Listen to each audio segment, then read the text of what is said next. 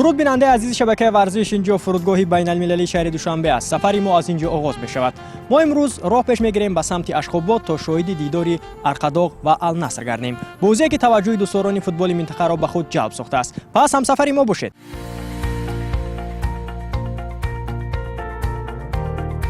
طریق خطسیر دوشنبه استانبول اشخاباد ما به این سفر راه سپار شدیم. پرواز از دوشنبه تا استانبول بیش از 5 ساعت ادامه کرد. گرچنده که راه طولانی بود، تماشای آسمان صاف و بی‌غبار حسیات سفر را سبک می‌ساخت و ما زود خود را در فرودگاه بزرگ استانبول دریافتیم.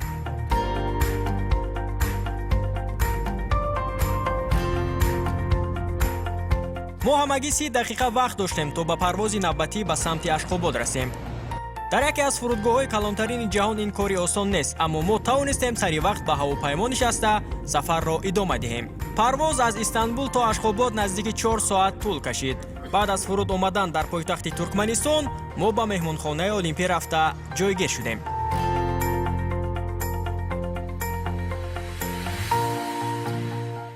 اشخاباد این شهر سفید است. ببینید که همه بیناهای این شهر سفید هستند، ماشینا سفید است و همچنین یکی از چیزهای جالبی که ما را اینجا جلب کرد به غیر از رنگ سفید بودن شهر، این گشت و گذار کمی آدمان در خیابان‌های شهر میباشد که باز هم شهر را جالب میکند، چون یک شهری آرام است، یک شهری تماشابوب است و بسیار برای ما پسند نیز آمد.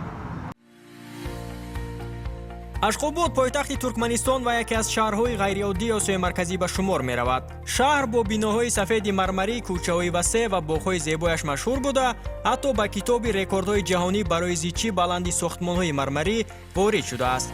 ما از همین معماری نادر به اشخاباد سیمای مخصوص بخشیده آن را به یکی از شهرهای فرق‌کننده منطقه تبدیل داده است. مساحت شهر 917.6 کیلومتر مربع را تشکیل داده، بیش از 1 میلیون نفر اهالی دارد و بیش از 80% آنها را ترکمن‌ها تشکیل می‌دهند. تاریخ شهر پرپیچ و تاب است. زلزله خرابی‌آور سال 1948 قریب تمام اشخاباد را ویران کرد، اما بعداً شهر از نو با طرح معاصر بنیاد یافت.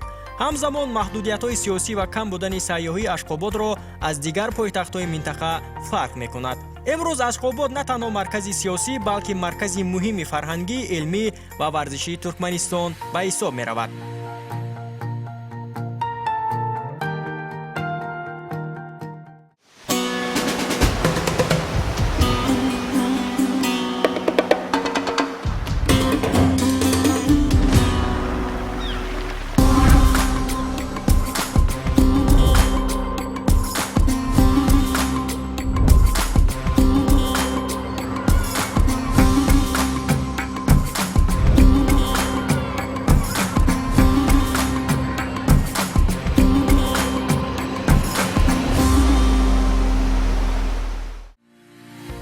در شهر دهه المپی با شرایط‌های زمانوی بنیاد شده است. در دهه المپی بیش از 30 مجمع ورزشی، مهمانخانه‌ها و همچنین بزرگترین ورزشگاه آسیای مرکزی جایگیر است. ارزش عمومی دهه المپی 5 میلیارد دلار آمریکایی را تشکیل داده، در مدت قریب 6 سال بنیاد شده است. پنجمین بازی‌های آسیایی در انشاءات پوشیده و هنرهای رزمی سال 2017 در اشخاباد در همین دهه المپی برگزار شده بود. اشخاباد در منطقه آسیای مرکزی اولین شهر است که عقب میزبانی بازی‌های آسیایی را در انشاءات پوشیده صاحب شده است.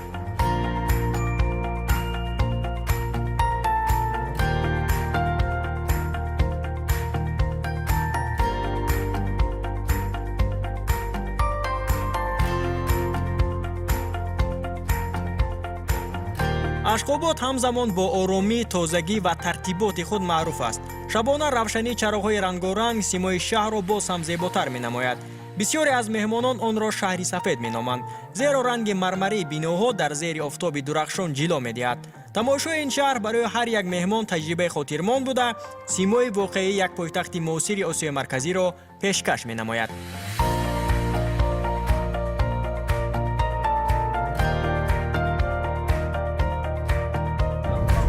تا بازی دستای ارقداغ و النصر حالا وقت زیاد در اختیار داشتیم. برای انعکاس این بازی به غیر از ما باز گروه دیگری روزنامه‌نگاران از کشورهای مختلف نزدیک 20 نفر را تشکیل می‌دادند. از جانب مسئولین ما و گروه خبرنگاران را به یک چند موضع‌های شهر به تماشا بردند. نخست به آثارخانه ملی اشخاباد رفتیم. инҷо осорхонаи миллии шаҳри Ашхободи Туркманистон аст ва ҳама таърихи ғанӣ ва гузаштаи ниёгоне ки ин кишвар дорад дар инҷо маҳфуз аст, он ёдгориҳое ки аст. ҳоло мо ба он ҷо меравем ва боз оиди ин осорхона ва оиди таърихе ки кишвари Туркманистон дорад аз наздик ошно мешавем.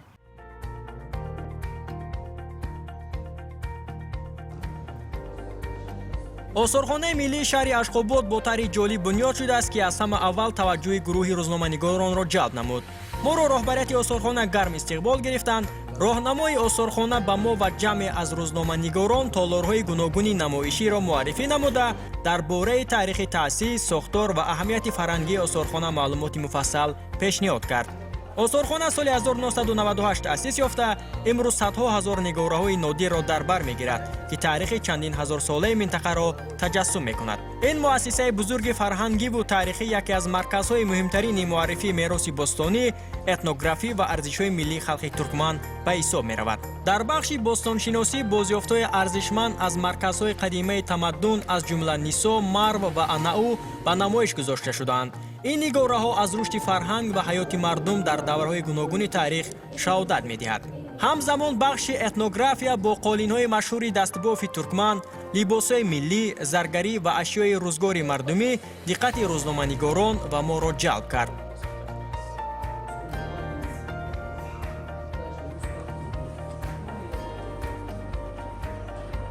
бахши алоҳидаи осорхона ба давраи муосир ва истиқлоли Туркманистон бахшида шуда, дар он ҳуҷҷатҳо, аксҳо ва маводҳои инъикоскунандаи дастовардҳои давлат ба маъраз гузошта шудаанд. ҳамчунин дар миёни нигораҳои ҷолиби осорхона тасвирҳо ва намунаҳое ки ба аспарварии қадимаи туркман бахшида шуданд, таваҷҷӯҳи моро махсус ҷалб намуд. ин нигорҳо нақши муҳими аспро дар фарҳанг, зиндагии рӯзмарра ва анъанаҳои миллии мардуми туркман равшан инъикос мекунанд. хатсайри тамошои шаҳри мо идома дошт ва ин навбат мо ба яке аз нуқтаҳои баланди шаҳр омадем. ин ҷо пайкараи Махтумқулии Фрагӣ, яке аз бузургтарин шоирон ва мутафаккирони халқи туркман бунёд шуда, яке аз мавзеъҳои сайёҳӣ ба ҳисоб меравад. Махтумқулии Фрагӣ солҳои 1724-1807 умр ба сар бурдааст. имрӯз хотираи шоир дар Туркманистон бо ёдгориҳо, муассисаҳо ва рӯзҳои махсуси фарҳангӣ гиромӣ дошта мешавад. дар идома хатсайри тамошои шаҳри мо ба сирки давлатии Ашхобод расид. ин ҷо барои ҷамъи рӯзноманигорон намоиши зоти аспҳои асили туркманӣ Ахалтеке доир шуд. ин барномаи фарҳангӣ варзишӣ бо ҳадафи муаррифии анъанаҳои қадимаи аспарварӣ ва нишон додани зебоиву нодирии ин зоти маъруф ташкил шуда, таваҷҷӯҳи зиёди намояндагони васоити ахбори оммаро ба худ ҷалб кард. дар ҷараёни намоиш аспҳо бо ҳаракатҳои ҳамоҳанг, даву тосҳои сабук ва иҷрои унсурҳои мураккаби ҳунарӣ баромад карданд. ромишгарони моҳир бо маҳорати баланд тавонистанд зебоии табиӣ, тобиши нодири пӯст ва қомати зарифу мутаносиби ин аспҳоро ба таври ҷолиб пешкаши тамошобинон намоянд. ҳар як баромад бо кафкӯбиҳои гарми ҳозирин ҳамроҳӣ мешуд. ин аспое ки мебинед тамошобинони азиз, аспои оддӣ нестанд, аспои зоти асили Ахалтекини кишвари Туркманистон ҳастанд ва ин ҳаракатҳое ки бо ин нафарон инҷо иҷро мекунанд, албатта инҳо заҳматталаб аст, онҳо ҳар рӯз тамрин мекунанд, машқ мекунанд ва ҳамчунин ин аспон тамошобинони азиз дар мусобиқаҳои ҷаҳонӣ борҳо иштирок карда мақомҳои ифтихориро ишғол намуданд. барои мо бисёр ҳам ҷолиб омад. таъкид гардид ки аспҳои Ахалтекӣ яке аз рамзҳои асосии ифтихори миллӣ ба шумор рафта, дар фарҳанг, таърих ва зиндагии мардуми туркман ҷойгоҳи махсус доранд. ин аспҳо ба ғайр аз чунин намоишҳо ҳамчунин дар мусобиқаҳои варзишӣ низ аз ҷониби Туркманистон баромад мекунанд ва борҳо ҷойҳои намоёнро ишғол намуданд. намоиши имрӯз бори дигар нишон дод ки санъати аспарварӣ дар Туркманистон ҳамчун мероси зиндаи фарҳангӣ бо эҳтироми хоса ҳифз карда мешавад. Самая чувствительная лошадь, это порода такая она. Даже вот ругаешься, если что-то там, он, даже настроения нет, он сразу чувствует. Наши джигиты, вот группа Галканыш, они, наш уважаемый Архадаг, это в 2007 году он заново создал, это его патронажем, и до сих пор он шестикратный чемпион мира стали они. И даже в прошлом году они Монте-Карло золото выиграли. А в этом году уже они признали, что самый лучший номер джигитов, они Всемирная ассоциация циркового искусства. И в Европейской Федерации они сертификат дали, чтобы они признали такой, ну, наш в этом году, вот когда 48-й фестиваль был, вот тогда они признали и торжественно вручили этот сертификат. Таджикистан тоже поедем. Если мы сейчас отсюда выйдем, Ташкент, потом Душанбе, Бишкек и Алмата, и Астана немножко подальше, но все равно.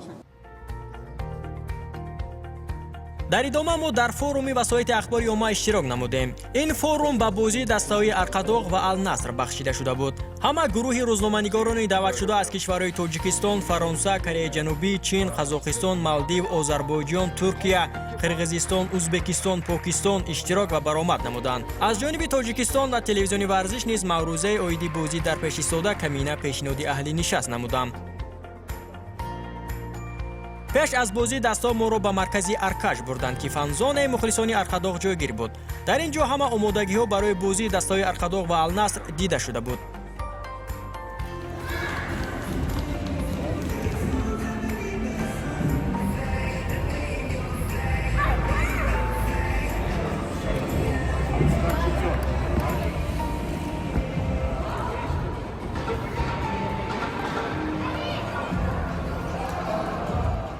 пеш аз бозӣ бо Ал-Наср дар Ашхобод ҳоло ҷашни футбол аст. Дастаи онҳо бо Ал-Наср бар ин тими пур аз ситора бозӣ мекунад ва ҳоло мардум инро ба як дастоварди муҳими футболӣ мегӯянд ва ба ҷашни ҳақиқии футбол ҳоло ин табдил ёфтааст. ин ҷо фанзонаи дастаи Арқадоғ аст ва мебинед ки мухлисон чӣ гуна интизори ин бозӣ ҳастанд.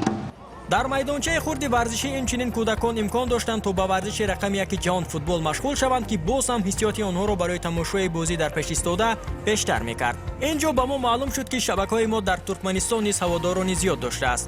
ҳамчунин аз гурӯҳи рӯзноманигорон низ бо хотираи накӯ аз шабакаи мо ёдовар шуданд. Хочу передать сердечный привет вашей телекомпании «Варзиш», телезрителям вашей компании и всему Таджикистану, где я побывал в ноябре 2024 года.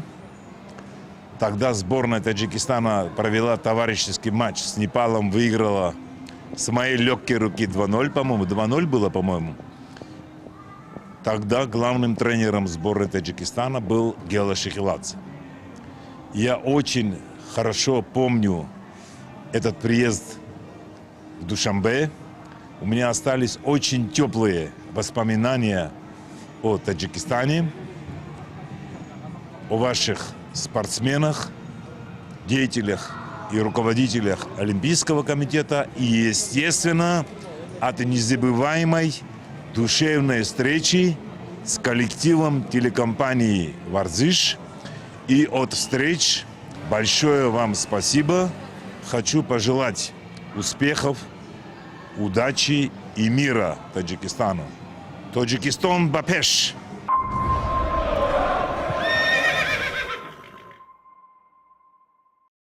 рӯзи бозӣ наздик мешуд. дар варзишгоҳи олимпии шаҳри Ашхобод пеш аз бозии дастаҳои Арқадоғ ва Ал-Насри Арабистони Саудӣ дар доираи марҳилаи ҳаштагниҳои Лига чемпионҳои дуюми Осиё нишасти матбуотӣ баргузор гардид.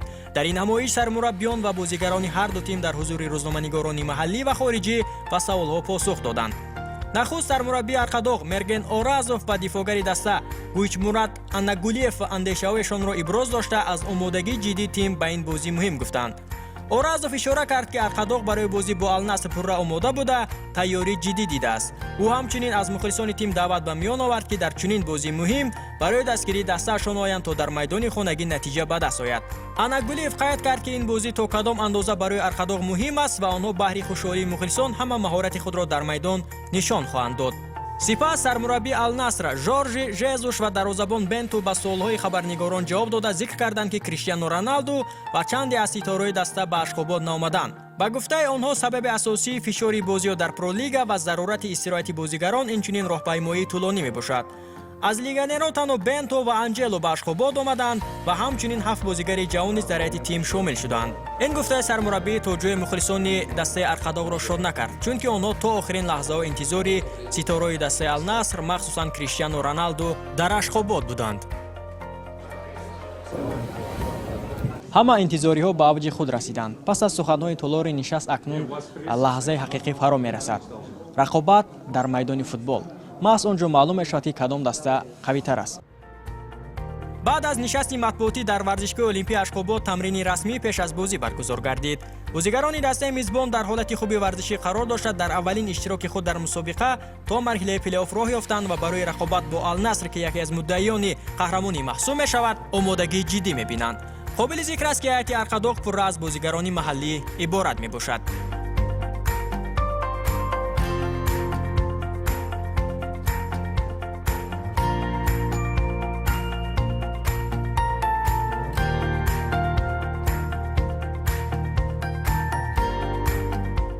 варзишгоҳи олимпияи Ашхобод бо ғунҷоиши 45000 ҷойи нишаст бузургтарин варзишгоҳи Осиёи марказӣ мебошад. бозии Арқадоқ ва Ал-Наср маҳз дар ҳамин варзишгоҳ баргузор мегардад. намояндагони Ал-Наср бинобар хастагии роҳ танҳо аз варзишгоҳ боздид намуда, тамрини расмӣ пеш аз бозиро анҷом надоданд.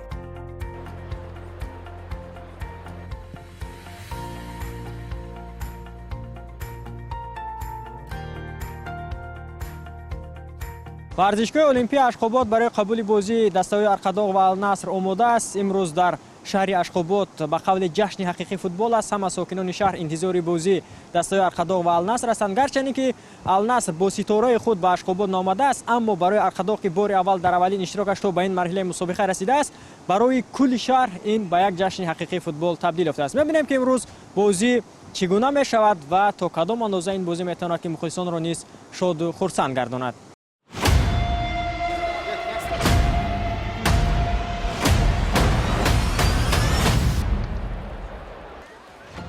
шоми футбол дар Ашхобод фаро расид. мухлисон ҷамъ меоянд, фазо гарм мешавад ва ҳама интизори як бозии ҷолиб мебошанд.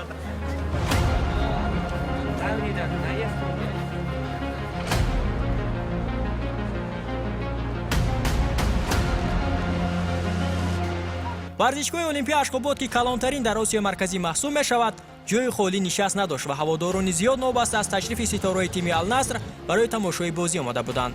қабл аз оғози бозӣ барои ҳаводорон намоиши кӯтоҳи фарҳангӣ доир шуд.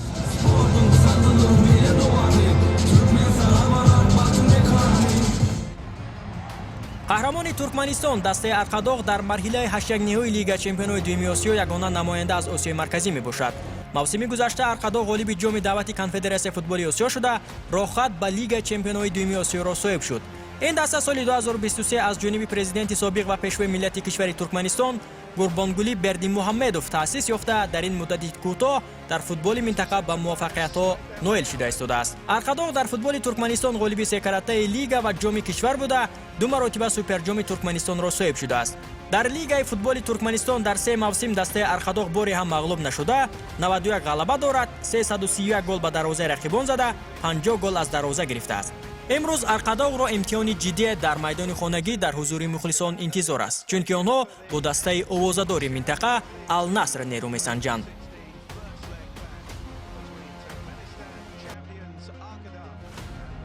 дар доираи бозиҳои даври ҳаштякниҳои Лигаи Чемпионҳои дуюми Осиё дастаҳои Арқадоқи Туркманистон ва Ал-Насри Арабистони Саудӣ андари майдони рақобат шуданд. бо баланд шудани садои шаки довари марказ Аммар Иброҳими 39 сола аз Баҳрайн дастаи мизбон бозиро оғоз намуд. дар оғози рақобат якчанд фурсатҳои хуби голзанӣ барои шогирдони Мерген Оразов ба миён омад, лек онҳоро дуруст истифода бурда натавонистанд. Бентои бразилӣ дар мавқеаш устувор буд. дар дақиқаи 19-ами бозӣ пас аз бозигузории ҷолиби Абдулраҳмон Ғариб ва Габриэл Анҷело ба Абдулло Алҳамдан муяссар шуд, ки голи ягонаи бозиро ба самар расонад. барои ҳамлагари 26-сола ин аввалин гол дар ҳайати Ал-Наср дар бозии дебютиаш ба ҳисоб меравад. дар идомаи вохӯрӣ бештар шогирдони мутахассиси португалӣ Жорже Жезус дар майдон фаъол буда, лаҳзаҳои хатарнокро дар назди дарвозаи Расул Чарюев ба миён меоварданд, лек муваффақ намешуданд. Габриэл Анҷело, Алҳамдан, Абдулраҳмон Ғариб аз фурсатҳое дар ихтиёр дошта истифода бурда натавонистанд.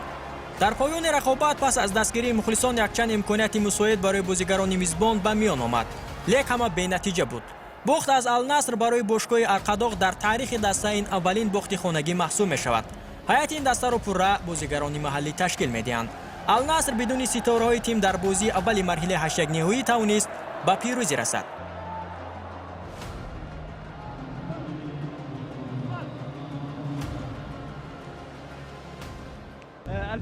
бисёр хушҳолам ки аввалин голамро дар ҳайати Ал-Наср дар Туркманистон ба самар расонидам. дар бозиҳои оянда низ мехоҳам чунин гол занам ва дар ғалабаҳои дастам саҳмгузор бошам.